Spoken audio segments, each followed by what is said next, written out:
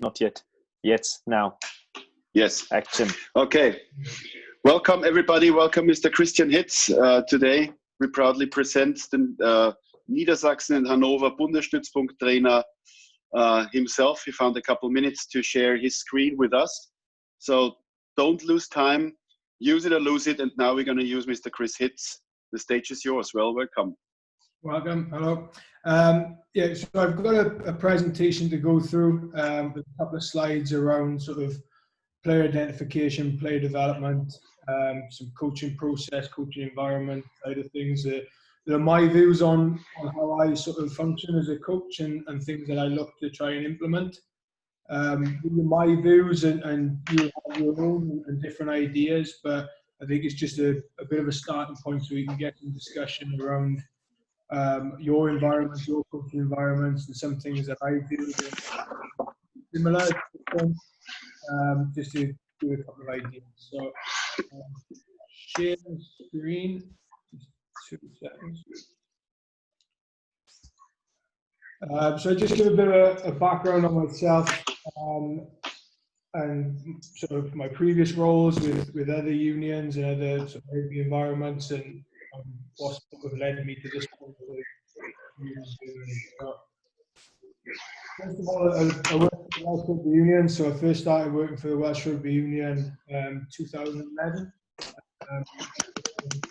Basic development officer, so I worked with mainly children of ages of 3 years old up to 11 years old at the start.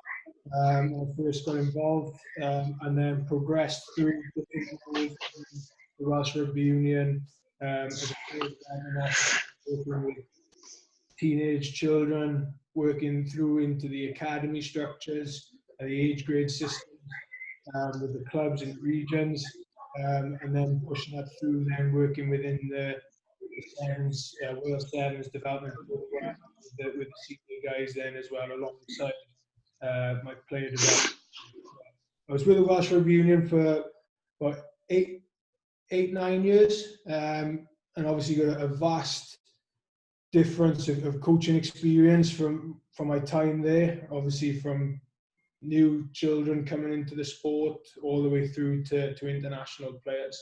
I decided to pursue full-time coaching opportunities and leave the Welsh Rugby Union. But during that time, I had a lot of support and exposure to coaching sevens through Samurai and through the Samurai International. I'm not sure if some of you may or may not have heard them. Basically, an international select team. Generally, they try and pull in either up-and-coming players who are potentially going to be international players in the next 12-18 months, or guys who have played World Series and have sort of coming towards their retirement but still want to have a bit of a travel and a run around in tournaments and invitational tournaments. From a playing background, I've had very sort of limited exposure from a sevens point of view of play. I played socially, but nothing to a high level and that side of things. But we were asked in one of my previous roles to start coaching sevens, and for me, it was something new and something I wanted to try and do and really sort of integrate myself with, and sort of 5, 6, 7 years of experience while working for the Welsh Rugby Union, working with Samurai and doing some things with those. I thought for me, I really want to go down that route. In comparison to 15s, for me, it's a lot more exciting. For personally, I don't know about you guys, but if you're in 15s environment, you play on a Saturday, you think about the game Sunday, Monday, Tuesday, Wednesday, you've got to go all the way through to the next week to try and implement some differences. Whereas with sevens, you've got 2 hours, 2.5 hour turnarounds, and that roller coaster side of things I really enjoyed. So when I left the Welsh Rugby Union, then my next full-time role was with Polish Rugby Union, coaching there as forwards coach with the senior 15s team. Then I did some consultancy work with the sevens program, the men's sevens program, and then with the some consultancy work with the women's program then and the under-18s program there. Opportunity came up with obviously the advertisement of the current role. I applied for it and sort of all things went well and I got the job and I ended up here. So that's where currently working here, the head coach of the High Performance Centre here in Hannover, and then also the development program coaching that as well, alongside Damien McGrath, who's obviously the head coach, as you all know. So I just wanted to give a bit of a background on my experiences and how they've sort of shaped my approach to coaching. I'm not an ex-international player. I'm not an ex-professional player. I've come from very much bottom up from a coaching ladder and worked my way up through, and which I think has influenced some of my thoughts and approaches around how I integrate with players and how I try and get the best out of players then. So the first point for me is player ID. So throughout my roles, I've had to identify players and work with players and sort of help them get to as a higher level as they can. There's three things that form my player ID, and I'm sure other coaches will have these maybe referenced as different things and different ideas, but this is my approach on what I look for. So currently within the program, we're looking at the player. So the player for me is what they do on field. So the skill set, their tactical awareness, their training attitude towards the way they train and how they play and that side of things from a skill development point of view. So everything that encompasses on field. So when they're actually in the game and they're playing on field. The second one is the athlete. So the athlete for me is the body composition, strength, speed, agility, that side of things of how they manage that. And then there is supposed to be a last one, which isn't showing. Don't know why. Of the person and the person side of things. So what are they like as an individual and how do they apply themselves to training? So for me, when I look to identify players, not all players will have these three things, or they may not rank highly in these three things. But if they've got one of them, potentially you could work with some other aspect. If they've got two, for me, they're worth the development and worth looking forward. If they've got three, then we're near enough the road to a high caliber player and they're coming through. Very rarely will you find someone who's got three. But from these aspects, the most important one for me from a personal point, and especially in a sevens environment and things that you can't change a lot of difference in, is the athlete side of things. So you could get a player who's fantastic, they read the game well, they catch pass, their skill set is really good, but if they're slow, they're not agile, they're not going to suit the game of what we're looking to play. On the other side, if they're a rubbish person or their attitude isn't great, they skip sessions, they don't turn up, they don't give 100% commitment to what they want to do and where they want to go, that's also a big negative for me. So the athlete side of things is you can improve players, you can improve them as their skill set as a player quite considerably through their time and how we integrate our coaching styles and how we can progress them going through. Person, sometimes you can work with a person and get them to understand, especially if they're coming from individual sports. It's quite hard to get guys to buy into a team sport environment, and it's very different to how they usually compete, especially when you're looking at talent transfer of some guys coming across into a sevens environment. But the athlete side of things is very hard to improve. You can make someone bigger, but you can't necessarily make them a lot faster, or a lot more agile, or that's a jump higher. Those things are very minimal gains of what you can do. So from an athlete point, that's something that's quite important for me as an initial identification. Player development side of things. So for me, it all forms around the skills curriculum. So I'm sure you've all got a notebook with what you look for is from a certain aspects of the things that you want integrated into your coaching. I'm sure it's not different than mine, and I'm sure there's a lot of similarities between it. If it's not broke, you don't fix it. And this is where the thing for me comes from around a player development point is, and I'll touch on it later, is just going through the repetition and the constant reinforcement around it. So for me, there's 5 areas that are really important for me. So catch pass is obviously a big one. These form the basics of 15s and 7s. So this applies to both. Tackle technique, contact area skills, decision making, and scanning. So since I've come into the role here in Hanover, we have spent the majority of our time around catch and pass. The catch and pass skills of our guys at the moment are not good enough to play at an international level and to be able to progress and move on to where they need to be. So in our group, we've got a lot of development guys, we've got a lot of younger guys. So they're still learning rugby. Some of them are new to rugby, fairly new, as in 2-3 years experience of playing rugby. Some are slightly longer, but it's just reinforcing the aspects of what we're looking for from a catch pass point of view. The other aspects, decision making, we've done quite a bit because it falls into catch pass. Tackle tech, we've done very minimal. Contact area, we're only starting to introduce that. And scanning has been something that I'm trying to drip feed in, but without the basis around the catch pass and the decision making, our scanning aspects don't come into it. So these are the 5 areas for me is that I try and emphasize around our program with the players and their reviews and making sure that we get an understanding of what our expectations are.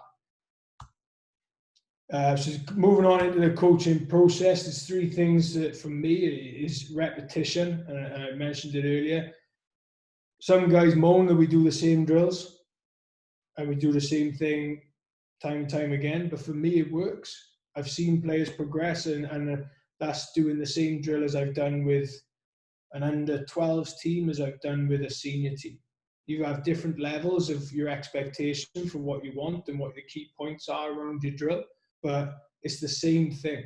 It's a catch and pass is catch and pass. There's not anything fancy around it. It's being able to catch the ball and pass the ball efficiently, and that's what you need to work on. And if we can't do that, we can't do other aspects of the game, the nice stuff, the fancy stuff that goes with it. So repetition is a big one for me around the drills that we do and working on those key points and key factors. Fault correction. So I'm not a type of person or a coach that if any of you ask me for drills or whatever, I'll roll out a load of drills.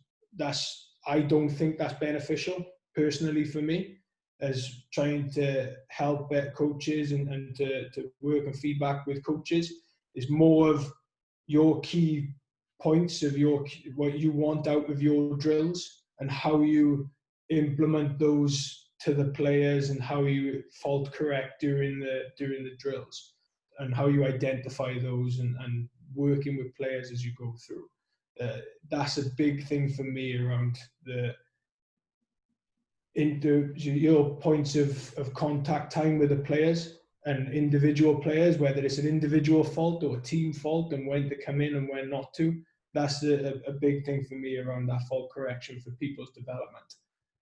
And then the last bit is that detail. So like I said, I do the same drill with the under-12s team as I would with a senior team, but the detail of what you're looking to implement within those 2 teams will be different, and there'll be a different set of pressures put on the players to execute those drills and how you integrate them from a drill point into a conditioned game point or into a full game and those pressures that go along that timeline as well.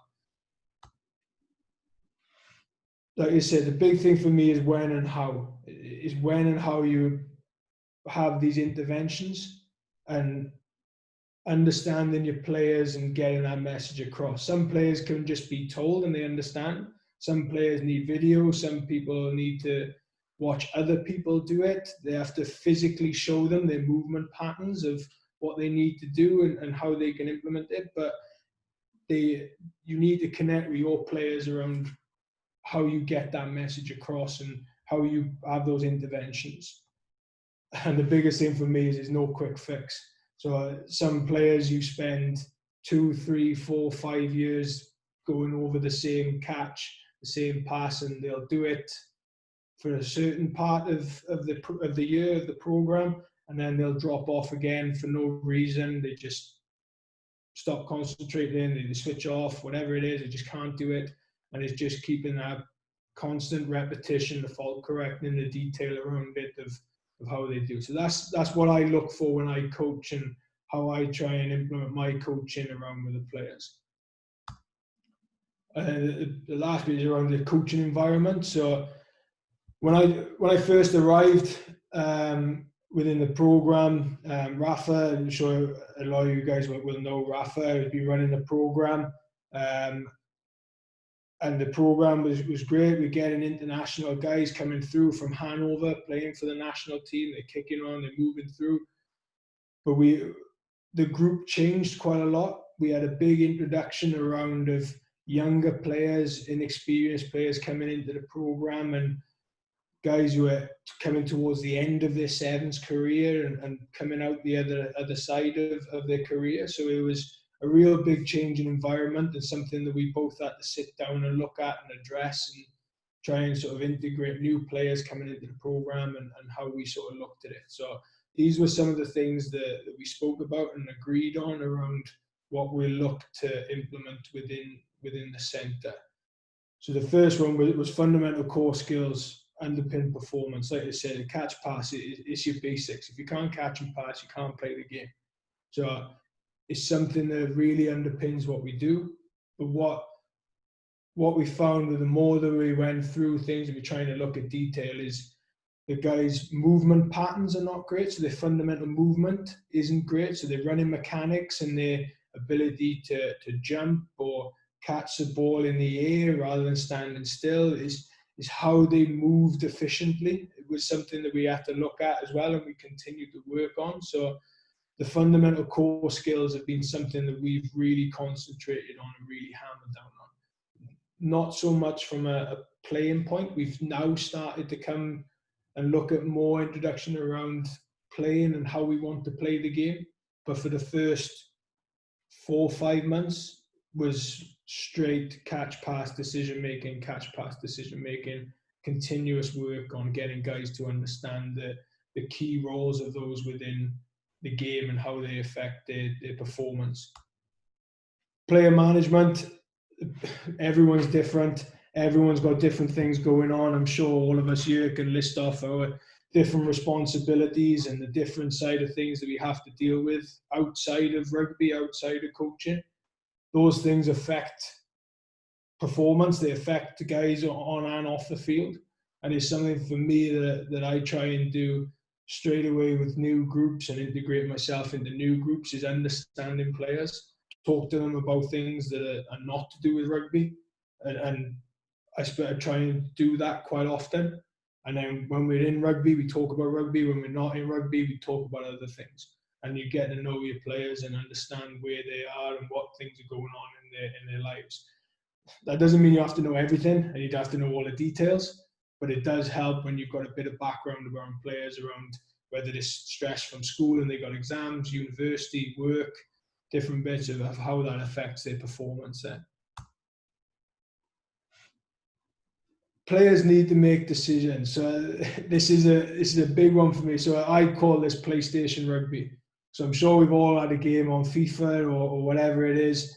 And for me, PlayStation rugby or PlayStation coaching is a coach on the sideline shouting, pass, run, kick, giving instructions continuously to players in training sessions or in games. And this is something that I found our players looked for that reinforcement a lot. And we've tried to work on getting them to make their own decisions around what they do. We'll give them a framework on how we want to play, on what we want to achieve. but they have to work it out and they have to look at how they make decisions. Competition, for me, this obviously Corona has affected everyone at the moment, is that external competition. But the side of competition that I mean here from an environment point of view is internal competition. So our group that we've got, a lot of them know each other. They've known each other for quite a long time. They're very comfortable with each other. So when it comes to training or S&C work in the gym or whatever it is, they're just happy to be there. Some guys just want to spend time with their friends.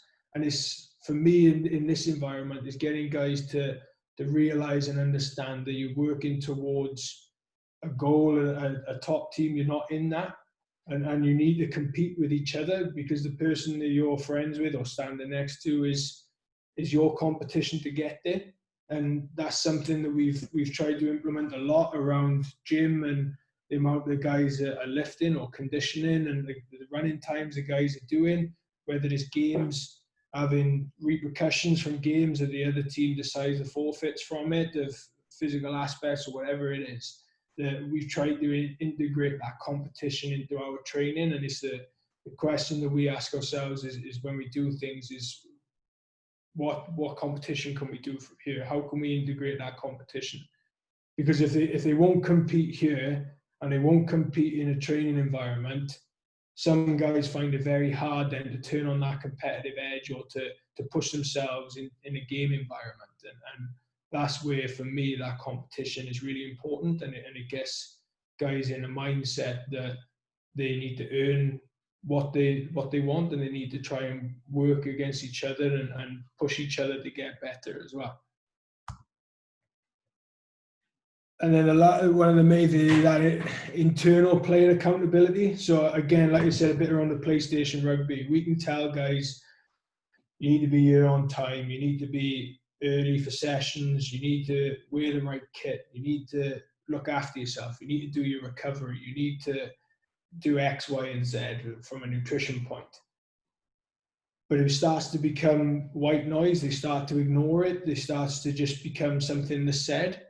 Whereas we've started to try and identify leaders within our group, and they're not the most experienced players, they're not the oldest players, they're different guys within the group who we think have got leadership qualities about them and can put themselves into a leader within our group and potentially into the development group and the top team group, and get them to work on their leadership skills, and they've been driving that internal accountability. So we don't have to say to people, if they turn up to training 2 minutes late, 3 minutes late, near enough the whole team is standing there tapping their watch saying you're late.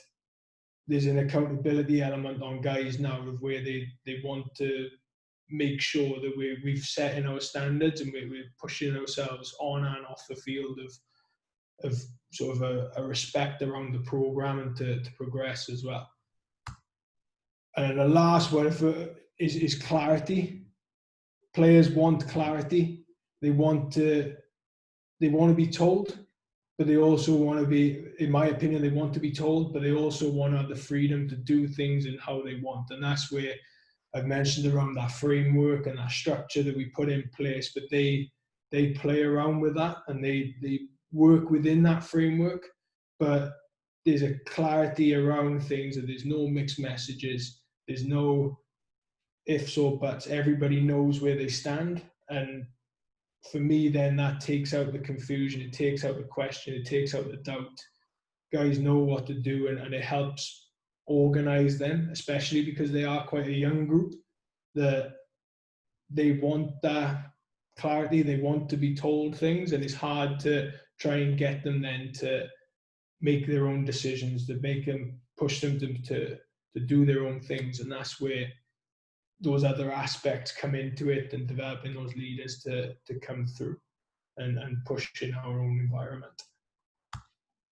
That's it from a presentation point. I know it was a bit up and down. There's a lot of talking from myself around it, but I just wanted to give a bit of a snapshot around some of the things that we do within our group, how we run things, how our things, and just a bit of. Thanks a lot, Chris. Very interesting. I believe there is tons of questions. Who will start? Who will kick off, Dustin? I can see it in your eyes. Thanks, Chris, for this awesome presentation. So for me as a relatively young coach, it was good to see and good to hear from one of your positions. It's also as a coach, all what matters are the basics. So in communication and environment, and also in your priorities on the player skills and stuff. Thank you for that. So I missed it probably. Could you repeat how long do you working with a team now? So I came in the post in November. So I started in November the 1st. Obviously, we had our Corona break. We missed a sort of 5 weeks of that. And then it's come up to about 7 months now, I think, around that time. So about 8 months. Okay, and what was the biggest change in the environment or in the team behavior? What you could achieve, or what's the most important change in the team since then for you? I think it comes back to that last point around that leadership and I think that obviously, like I said, we've had a change in the some guys who have come towards the end of their career and they've been great for the program and the start of the program. The program wouldn't be where it is if it wasn't for those guys. But in all rugby environments and all professional sport, time moves on, things change, and the biggest achievement for me within this group is getting the younger guys through and taking on those leadership aspects, because as I said, we are a very young group. Predominantly everyone in the group is 3 or 4 guys who are all either in university or school. They're a really young group. The attitude towards it, the way they make other players to progress, not just the group but themselves and others as well. That's been for me a real achievement with this group, and the way that they've interacted with each other. And like I said, I don't know if you caught it at the start, obviously due to Corona, we've prioritized quite a lot around physical development for the guys since coming back in, because we haven't been able to do the rugby aspect that we needed to. So we've been concentrating a lot around conditioning, gym work, speed work, and the physical changes from a body composition that some of the guys have had throughout this period has been great, and that's down to their professionalism and the way they've applied themselves to training. So that attitude to want to get better and want to improve and really sort of identifying their goals and making each other accountable for it has been a big point for me within the group. Yeah, thanks very much. Sorry to jump in there. How many players are in your squad right now? So currently within Hannover, we've got 18 guys. Now this goes up and down. Obviously,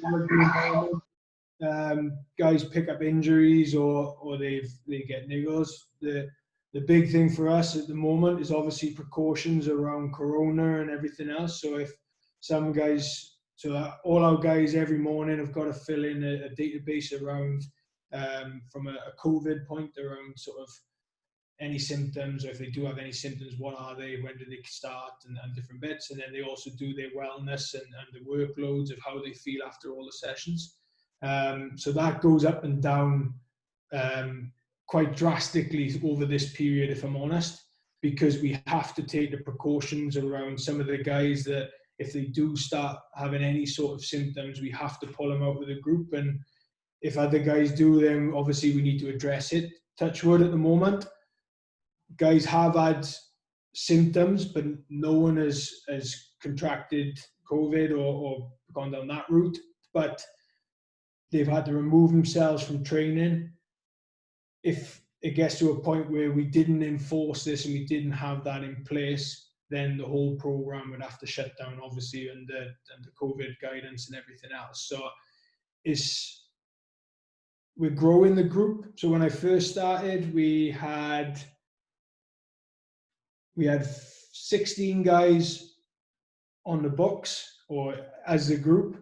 I would say out of those 16 guys, consistently we had 8, maybe 9 that would consistently turn up to sort of 90% of the sessions. And like I said, some of them are in school or university, so they manage the university and their school around the program. And then we've integrated some new players into the program and made some guys who were previously in the program a bit more accountable, and other players have, and that's where that accountability element has come into it, of guys asking each other, why are they not in training, not us chasing players. So is from an environment point of view and a numbers point of view, it's been great for us, from, like I mentioned with Dustin earlier, around that accountability element coming into force, but then also from a numbers point, that we're getting better numbers in our group and to train. And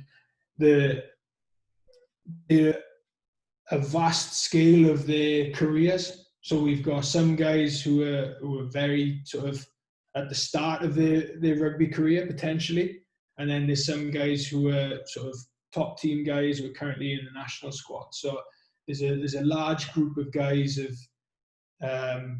within our program of different varying skill sets, experience, which brings its own challenges to itself. But for us as a group and as a program, being able to see the development, one from a numbers point of guys who potentially, like all our guys now are potential top team players in the future.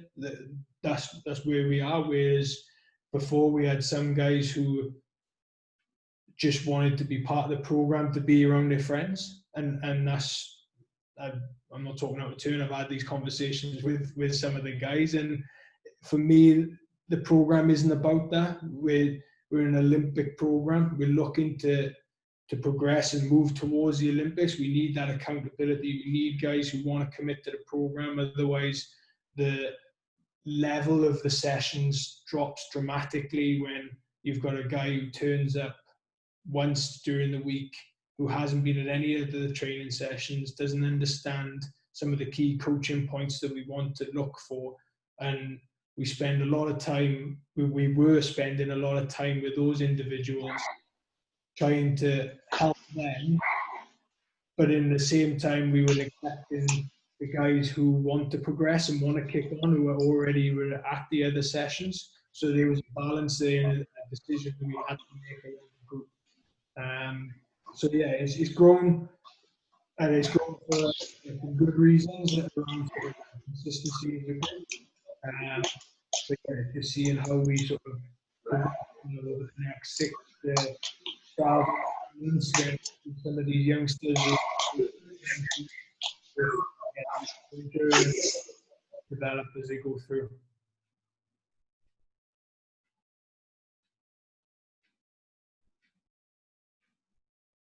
Thank you. Are there any other questions right now?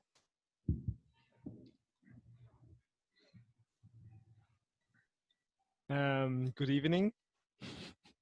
Just 2 things.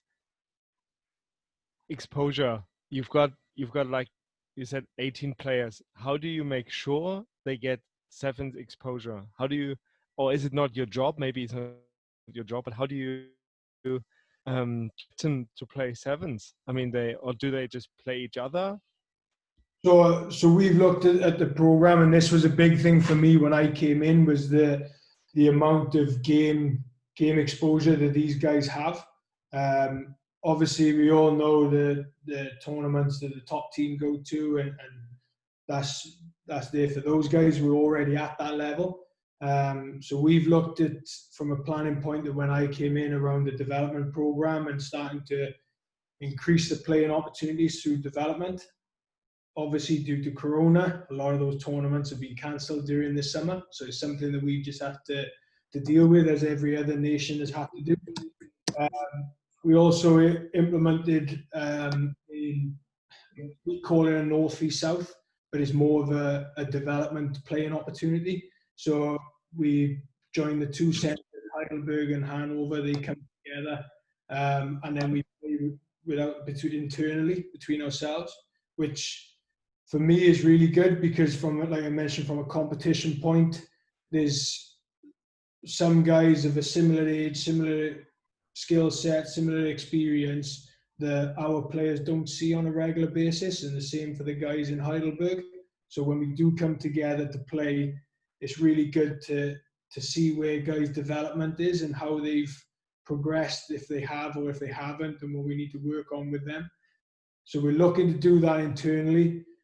The big thing for me, especially with our group, is like I said, they're quite a young group. So we're in the middle of looking at, and it's harder to do at the moment, again, because of COVID and the way things are, but looking at a seasonal plan for our players. So there's certain points where there's sevens competitions or North v South games, and those guys are in our program, that's their priority. But then there's exposure then where those guys can get game time playing club rugby and managing that within the sevens program. So it's just putting a program together around what's best for their development longer term. And it is hard, it is difficult to do, and there's a number of key stakeholders within any rugby environment of their development, and looking at how we can expose them as much as possible. But for me, is relevant exposure as well. There's a big difference. So it's one of the players that we've worked with, traditionally a 15s player, has come into our program. The big emphasis for us has been changing his body composition. So dropping body fat, increasing lean muscle, picking up his conditioning, where it's not going to benefit his 15s game, but it'll massively benefit his sevens game. And this is where the guys have, it's two different sports. Although it's rugby, it's the same as training a 100-meter sprinter and a 5,000-meter athlete. They're two different races. They're both running, but it's two very different races and how you progress those. So yeah, it's a balance, and it's a difficult thing to do. And for me, it's just making sure that we get the right exposure. And like I said, we've got quite a lot of young players. So for us to get those guys to play against, if we're playing internally and they play against top team players, that's not going to be good for their development because they're too far advanced. So they're a lot physically bigger, they're more experienced. So we need to manipulate relevant competition for those guys to progress with players around the same sort of age or the same sort of rugby age, to develop and slowly integrate them and push through. So that's where we look for international competition. So they'll play lower level competition than the top team will, but also internal games where we can play against each other and look to get that games sort of simulated to a certain point.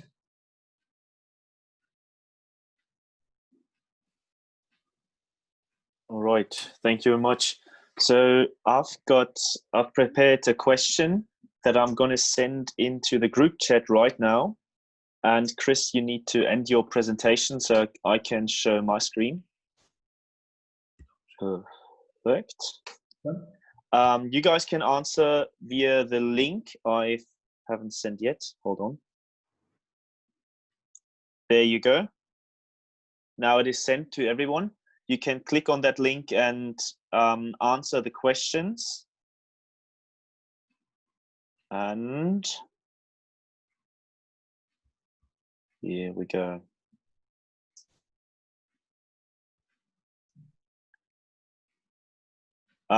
So I've concepted the questions in German, but I'm going to translate them to you.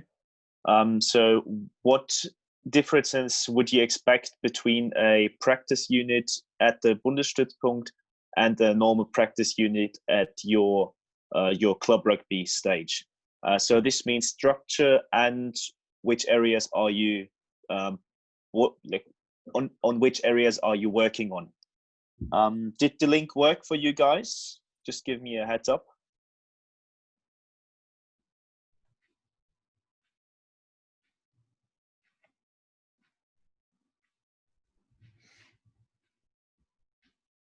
Yes, no, maybe.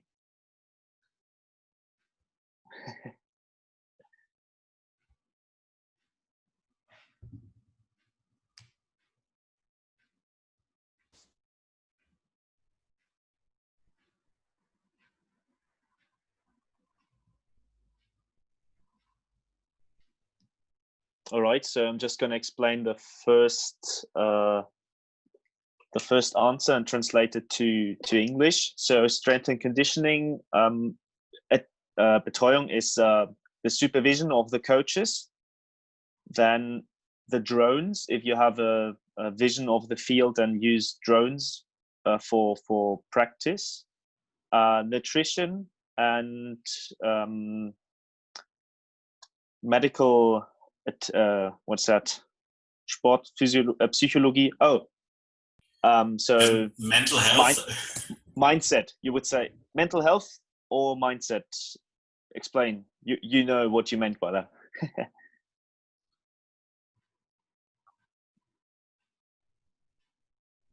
While the rest is maybe typing, I hope so. Chris, you can just give your opinion on the first statement. Yeah, I think a lot of those things are relevant. So for me, I sort of cut them down a bit. So it's S&C stuff, like I said, has been really important for us, as well as nutrition. Again, I keep saying the same thing. We've got a lot of younger guys, and the big thing for me is you can tell people about nutrition, but if you can't cook, you can't make yourself the right food. And so something that I've done previously in my role when I was with the Welsh Rugby Union is with teams around age grade, they went to like a cooking class. So they learned how to make the meals of an example of a breakfast that they should have. They would have certain amount of carbohydrates, proteins, fats. A lunch, there was the same thing, and evening meal, there was a similar thing around their training. And that's really important for me around nutrition, around guys understanding the fuel that their body needs and their recovery process. From a drone point of view, we currently don't use one. So we do video analysis with the guys. But at the moment, there's myself and Rafa, and we're on field. We haven't got a full-time analyst with us, so we just film what we can and get some of the injured guys to film and do that. But yeah, and in sports, sort of psychology, mindset, I try, like you said, we take that on board around what the external pressures are and how we integrate those. And I think it's something that we're looking to develop more as time goes on. Is they've got a sports psychologist at the Olympic Centre that the guys can go and visit, and some of our players go and speak to her at the moment. And it's something that they use as an individual basis, not as a team. So is it more of a who wants to use it or feels like they need to use those options? But they don't have to go to the psychologist, right? So there's an option for them to do it, and they manage that themselves at the moment. So some guys have gone to do it themselves, and others don't feel that they need it. And I think for our guys at the moment, because I suppose it comes a bit back to Sebastian's comment around the sort of exposure side of things, that they're not being exposed to very high levels of competition and sort of managing themselves in that way. So from a pressure point of view, from a competition, they're not doing it. So they sort of manage that themselves, and they know it's there. They know they can go to it if they want to. They know they can go and book an appointment, but at the same time, we don't say that you have to go and do it. Which I think for me is quite a personal thing. I think if some players respond well to it and some players don't see a value in it. And that's where for me at the moment is they manage themselves on that. Chris, I have a question exactly for that topic. How does the Corona situation affect your work on mental health and mindset? And did you use other tools to overlook the mental health situation of your players during that time, for instance, Zoom calls or whatever? Yeah, so we kept touch bases. So Rafa, because during Corona, I returned to the UK for 4 weeks or whatever it was.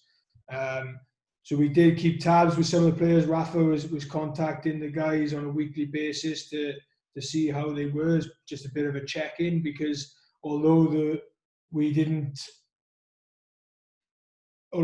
weren't training as a group, the guys had their individual conditioning and home gym plans to do. So they were sent out. So that was our touch point. And Tonio, the SSC down in Heidelberg, held Zoom gym sessions where the guys did it together so they could get that bit of interaction with other players.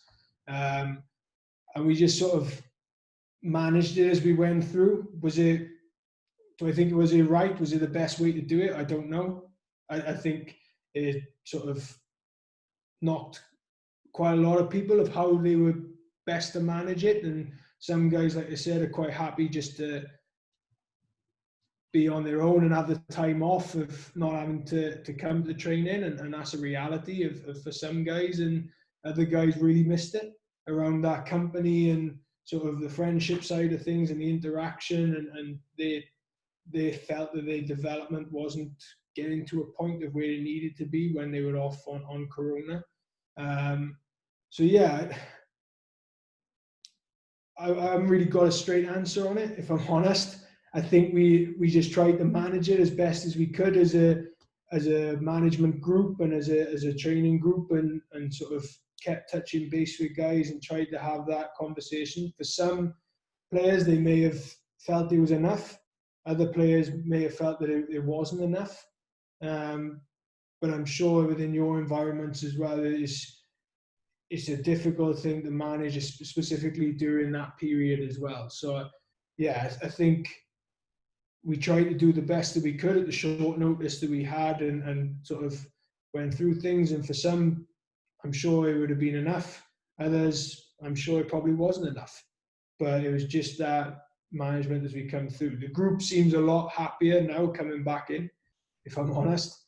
And it's the first block of when we came in was quite difficult because we, like I said, we looked at that physical aspect. So there was very limited rugby, and guys just want to play. They want to have a ball in their hand and they want to do things. But because of the restrictions we had, we couldn't do that. So it was using the time wisely. But I think now coming back into this block, they've seen the benefits of that work, and they're starting to, like I said, the body composition changes they're having, and guys started spouting off that they've got abs now and different bits around their bodies and their body compositions because of the work that they've put in has been a real boost for them. So yeah, I think it's just a bit of a sort of roundabout thing, I think, to be honest. I think it's like I said, some guys have dealt with it quite well, other guys probably not so much, and that's where you come back to that point around your players are all individuals and trying to understand them and manage them as best you can. But yeah, I think I'd say probably half and half split. Probably give a better idea. Okay, thank you, Chris. Thank you, Dustin. Franz, gibt es noch ein paar Kommentare zu den Fragen oder hast du noch eine zweite Frage für uns? So I think I've got a second question, but first of all, I just want to get on the quick point, less socializing at the end of the practice. That actually would be quite interesting, how there's the team development in the professional area, like social team-wise. I'll take socialising as a definition of beers and going out, I'm assuming. Kind of. I mean, obviously they're not drinking that much, but like getting together as a rugby team. Yeah, it's something that, so like we try, like I said, we've tried to put in different leaders around the group, and not your stereotypical your oldest players or your most experienced players, and trying to push sort of leadership responsibilities on other people. And I think that's one thing that, from a socializing point, has helped our group, because the older guys have seen some of the younger guys step up into that, and they've had to listen to what's being said, or they've had to be led by a younger person, and they've got a bit of that respect. And it's the same as everywhere. It's people will go to the person that they know or that they feel comfortable with before they go to anyone else. So we ask guys to pair up to do drills and passing drills and base passing drills, and they always go with the same person. Every time they'll go to their friend that they do it with all the time. So we've tried to manipulate that a bit and sort of ask them to go with somebody. They go with them, right? Swap your partner, go with somebody else. So, or you've got to go opposite ends of someone you haven't done a drill with previously, and sort of get that interaction a bit around our training in training. And then from an outside training point of view, we've asked some guys who are potentially the sort of guys who've been in the program a bit longer to try and help integrate some of the other guys and sort of take them under their wing a bit, buddy up with them, and sort of help them with their programs and what's expected of them. And like I said, that accountability of where we are with how we want the group to run. And they've organised their own sort of social side of things outside of rugby. I think the thing that we're quite lucky with, especially around our group, is the guys are all based in Hannover. So if from a traditional professional environment where guys are all over the shop and they sort of come in on an international side of things, if it's football or whatever, they're only with each other for a short period of time, where our guys are with each other day in, day out. So that side of things, that they do socialise a bit more, and we'll go random days, we'll go and say, right, next Tuesday we're going to go out for breakfast together and do those types of things to try and get a bit of interaction with guys who normally wouldn't spend time with each other, and just trying to sort of get a bit of that off field. But I will say the group is very good at socialising, as in integrating other people and into the group, and because they have to spend so much time together, and that doesn't mean that everybody gets on with each other and everything's great, because everything is never like that. But of course, and then there is a common ground of, especially around our expectations, and that's what I said, around sort of those mixed messages. Everyone's clear, and it brings that sort of bit of accountability then as well. All right, thank you. And we had a second question. What are you expecting or wishing from a Stützpunkt coach? That was the second question. So you guys can type in your answers now. Should be the same link.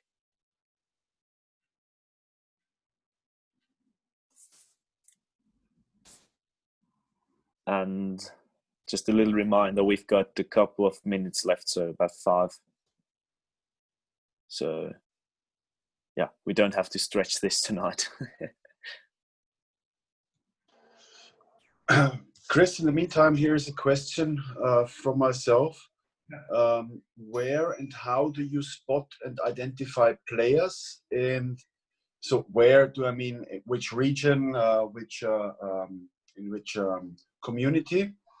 And with whom are you working together wherever you spot and identify the players? So predominantly at the moment, a lot of our player identification, because of the age. So it's hard for us as a program at the moment, because it's something that we don't want to do. Obviously, with guys who live outside of Hanover, is move guys who are still in school into professional environment and that side of things. So we work quite closely with Max and Jan with the under-18s around guys who are coming through that program. The big thing that we're looking to do around our integration now around our player identification is the LV Light this coming up next week. Now the players that are there will be able to see some of those players and identify some guys who could come into the program potentially further down the line.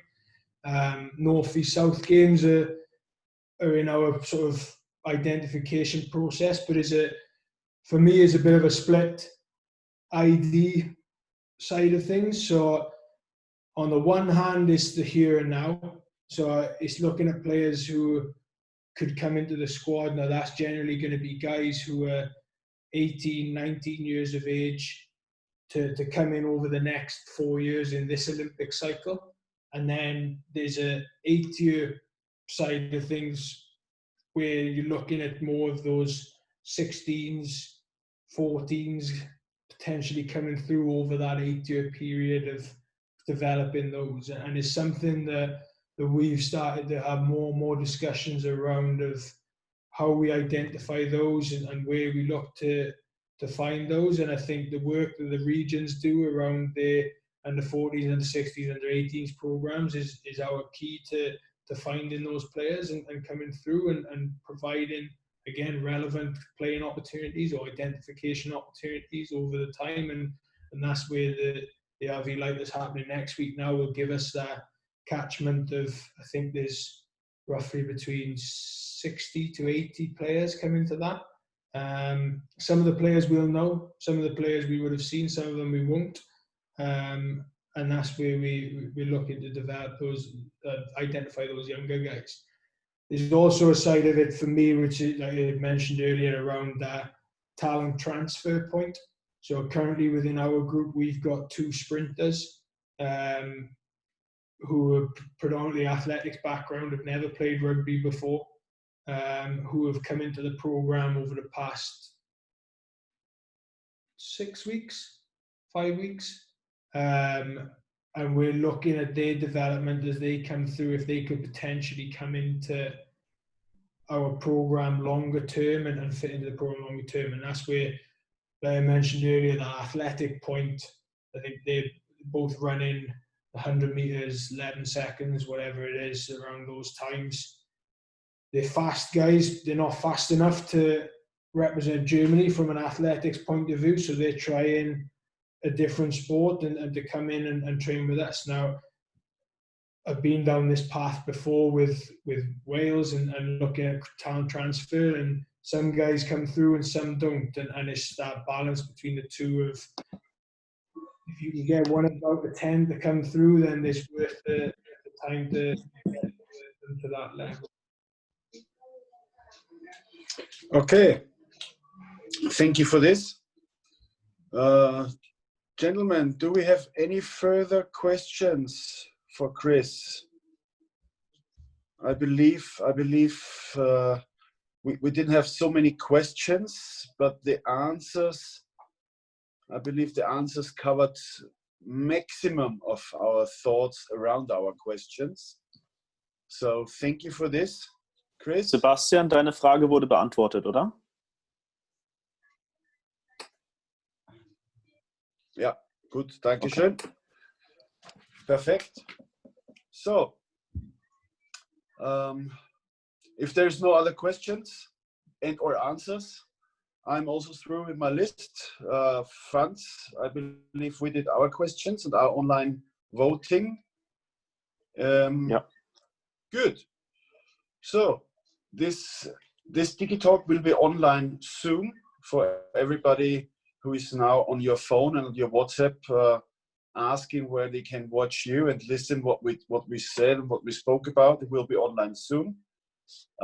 Thank you for participating. Thank you, Chris, for your time and for your energy and for your knowledge. All the best for you. All the best for your what's Stützpunkt in English? High performance? No, what base? High performance. Was heißt ein Stützpunkt auf Englisch? High performance center. Performance center. Is it a high performance or a performance center? high performance gear in there. Okay, I believe before you came it was just a performance center, and now it's a high performance center. Okay, so all the best, success, health, and a lot of competitions for you and your boys. Thank you for joining us, and yeah, hope I see you all soon again. Thank you very much, guys. Schalten Sie wieder ein, wenn es das nächste Mal wieder heißt. Willkommen beim Digi-Talk. All right, guys. Bye. Ciao. Thank you. Ciao. Yeah.